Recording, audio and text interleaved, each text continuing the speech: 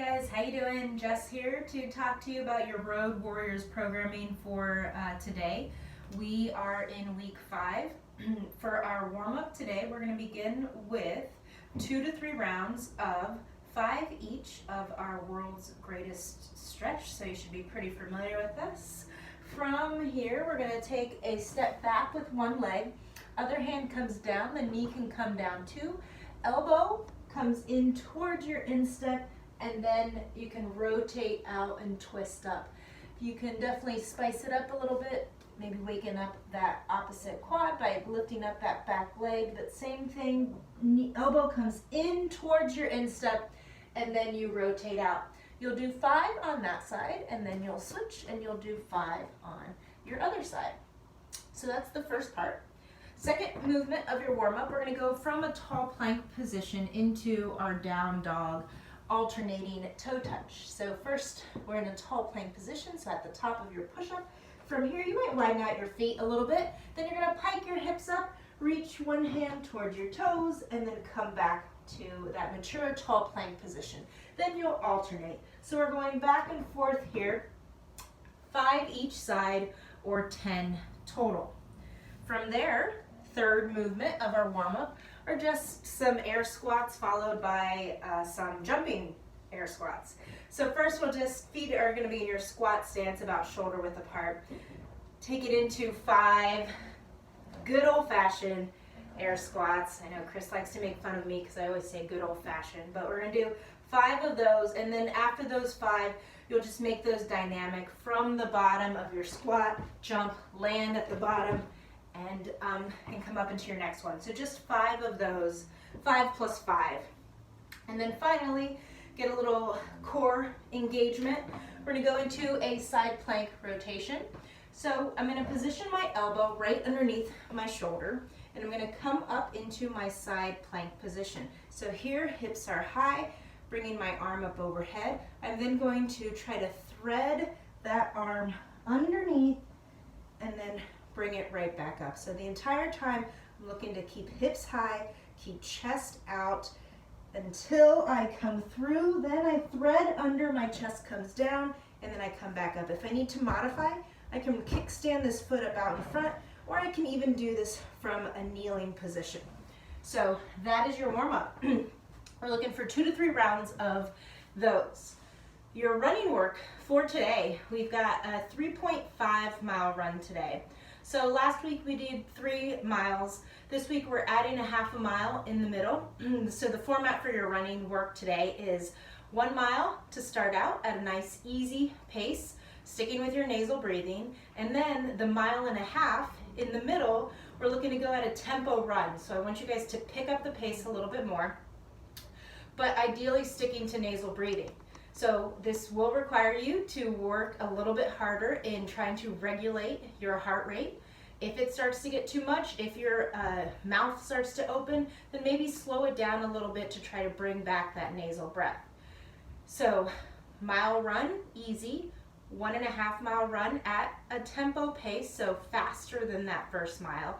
And then your final mile run is going to be kind of another easy pace, kind of a cool down pace. If you lost your nasal breathing, then bring it back for that cool down. So 3.5 miles total for your run today. As I have been saying, please be mindful of where and when you're running. So try to avoid the super populated areas.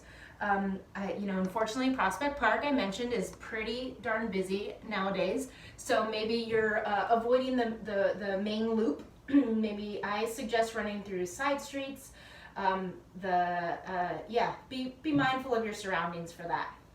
When you're done with your run, as for your cool down, just a little cool down mobility / stretching. We're going to take it into our runner's stretch. So for that, I'm going to come to a kneeling position. And then from here, my hands are outside my front foot. I'm just going to sink my hips back. I might have to adjust and bring that other foot forward, and then try to flex that toe up towards me. You can stay tall here, maybe for a breath or 2. And then maybe on your exhalation, you're going to try to sink down, try to get your forehead or your nose closer to your knee. Holding for a count. You can come back up. You can even move around a little bit, sink forward, get a stretch through that opposite quad, and then sink back. So ideally in this position, I want to keep my hips up high over my knees and not just sinking back entirely, right? So maybe shifting forward and then coming back, flexing the toe towards your face, and then maybe even sinking back. Basically move around, hunt around, find what feels good there. After that, we're going to take it into a couch stretch. So if you're out in doing this still outdoors, you can mimic this just here and reaching around by grabbing your ankle. However, if you decided to go back home and do your mobility or your cool down, then maybe you're finding a couch, bringing your, I'm going to switch legs, I got a bum knee. I'm going to find a couch, one knee comes down, other knee comes forward, and then I'm going to stand tall. So what I want to look to do is not allow my hips to stay flexed here. I want to extend all the way so I can squeeze through my butt and come here. Now if you're really tight, you might need to bring your hands down here just to support you. If you're here in this position, that's fine. Maybe you're still trying to squeeze your butt and push your hips forward, and then over time, maybe you can start to work your way up to a tall chest at the top. But again, go into whatever is appropriate for you today.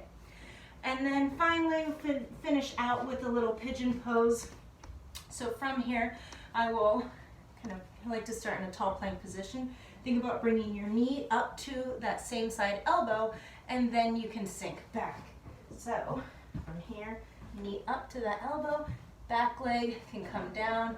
Depending on how tight you are, your hip might not come all the way down. You can bring it down too, but then your hip tends to turn out to the side. So try to keep hips square, maybe hunting around, and then from there, you can bring elbows down, maybe bring forehead down, whatever feels good there for you. With each of these little mobility stretches at the end, I suggest or recommend 2 minutes each side. Make sure you're even and balancing yourselves out, and obviously feel free to add anything else that you or your body might need. Alrighty guys, have fun. Feel free to reach out with any questions or comments, and I'll see you guys on Thursday. Have fun.